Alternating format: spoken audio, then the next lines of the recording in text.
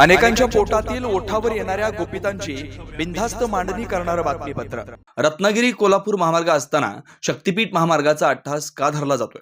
86,000 कोटींचा रस्ता करून 27,000 शेतकऱ्यांना उघड्यावर टाकण्याचं काम का केलं जात आहे, असा सवाल विधान परिषदेतील काँग्रेसचे गटनेते आमदार सतेज पाटील यांनी गुरुवारी विधान परिषदेत उपस्थित केला।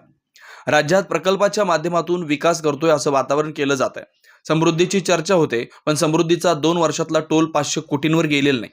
अपेक्षित टोल समृद्धी महामार्गाकडून मिळाला नसल्याकडे आमदार पाटील यांनी लक्ष वेधलं। निवडणुकीपूर्वी हा महामार्ग रद्द करण्याची भूमिका महायुतीने कोल्हापुरात घेतली होती, पण आता महायुतीचे आमदारच शक्तीपीठाच्या समर्थनार्थ बैठका घेत आहेत। ही जनतेची फसवणूक नव्हे का, असा सवाल करत शक्तीपीठ महामार्ग गरजेचा नसल्याचं आमदार सतेज पाटील यांनी स्पष्ट केलं।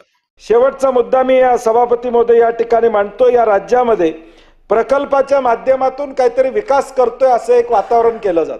समृद्धीची चर्चा होते, परंतु समृद्धीचा 2 वर्षातला टोल 500 कोटीच्या वर गेलेला नाही।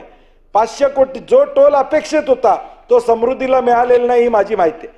मग अशा पद्धतीचे रस्ते जे वायबल नाही आहेत, 86,000 कोटीचा शक्तीपीठ महामार्ग तुम्हाला कशासाठी पाहिजे? 28 वर्ष याच्यावर टोल लावला तर किमान 3,000 कोटी रुपये दरवर्षी मिळवायला पाहिजेत आणि 60 लाख वाहनं या रस्त्याने गेली पाहिजेत, तर 28 वर्षात हा रस्ता टोल मुक्त होईल। 90 वर्ष या रस्त्याला टोल कायमपणे या ठिकाणी लागणार। नागपूरवरनं ज्याला गोव्याला जायचं तो विमानाने जाईल, तुला गाडीनं जाणाऱ्यांची संख्या किती आहे? आज देखील समृद्धीवरनं आम्हाला अपेक्षा आहे की आकडेवारी जाहीर करा, समृद्धी तयार झालाय, चांगला प्रकल्प आहे असं आपण गृहीत धरूया, काय हरकत नाही। कनेक्टिव्हिटी झाली पाहिजे याबद्दल दुमत नाही, परंतु आज त्या रोडचा वापर किती लोक करतायत ही आकडेवारी उद्याच्या भविष्यकाळात येणं गरजेचं आहे। रत्नागिरी नागपूर सभापती महोदय रस्ता आहे, एक्झिस्टिंग हायवे आहे, तो असताना शक्तीपीठचा अट्टहास का? नांदेडमध्ये त्याचा विरोध या ठिकाणी चालू आहे, सगळ्या जिल्ह्यांमध्ये त्याचा विरोध चालू आहे। आज आम्हाला सांगितलं जातं शक्तीपीठच्या माध्यमातून आम्ही पोहरादेवी, माहूरगड, औंढा नागनाथ, परळी वैजनाथ, तुळजापूर, पंढरपूर विठ्ठल मंदिर, अक्कलकोट, औदुंबराचं दत्त मंदिर, नरसोबावाडी, ज्योतिबा, अंबाबाई मंदिर, कुणकेश्वर मंदिर आणि पात्रादेवी याचा हे जोडणार आहोत। आमची अपेक्षा आहे हे जोडा, ते वेगवेगळ्या रस्त्यानं जोडले गेलेले आहेत। या सगळ्या मंदिरांना 5-5 हजार कोटी रुपये द्या आणि विकास कर। तिथे येणाऱ्या भक्तांना चांगल्या सुविधा द्या, तिथे येणाऱ्या भक्तांना राहण्याची व्यवस्था करा। तिथे येणाऱ्या भक्तांना चांगल्या सुविधा मिळाल्या तर येणारा भक्त तिथं 2 दिवस 4 दिवस राहील आणि देवाचं दर्शन घेईल आणि पुण्याही ती सरकारने मिळवावी। 86,000 कोटीचा रस्ता करून 27,000 शेतकऱ्यांना उघड्यावर टाकण्याचं काम या ठिकाणी करू नका।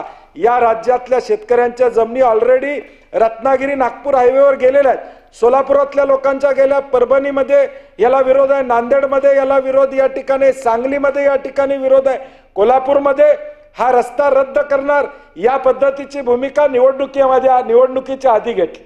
निवडणुकीच्या आधी वटहुकूम काढला आणि हा रस्ता रद्द झाला म्हणून सांगितलं। आता निवडणूक झाल्यावर मात्र सत्तेतले आमदारच त्याच्यासाठी बैठक घेतात आणि हा रस्ता आम्ही करणार म्हणतात। मग ही जनतेची फसवणूक नाही का? ही जनतेची फसवणूक नाही का सभापती महोदय, की निवडणुकीच्या आधी तुम्ही एक बोलता, वटहुकूम काढता, 2 मंत्री या कोल्हापूर जिल्ह्यातले सांगतात शक्तीपीठ होऊ देणार नाही, 2 आमदार सांगतात की आम्ही या ठिकाणी होणार आहे, दुसरे 2 महायुतीतले आमदार लेखी देतात की हा शक्तीपीठ मार्ग आम्हाला नको आहे, तरी तो राज्यपालांच्या अभिभाषणात येतो। याच्यासारखं दुर्दैव कुठलं या ठिकाणी नाही। आणि म्हणून आमची विनंती आहे सभापती महोदय तुमच्या माध्यमातून, हा शक्तीपीठ मार्ग गरजेचा नाही। हा Kolhapur Ratnagiri highway already existing असताना याची गरज नाही आणि त्याला प्रचंड विरोध आहे। 12 तारखेला मोर्चानं ते किमान 10,000 लोक या विधान भवनावर या ठिकाणी येणार आहेत आणि म्हणून याचाही या ठिकाणी ड्रीम प्रोजेक्ट म्हणून या ठिकाणी पुढे करतोय, त्यालाही तोही चुकीचा आहे असं माझं या ठिकाणी मत असणार आहे। एकूणच राज्यपालांच्या अभिभाषणाचा अनेक मुद्द्यांना बाकीच्या लोकांनी या ठिकाणी हात घातलेला आहे।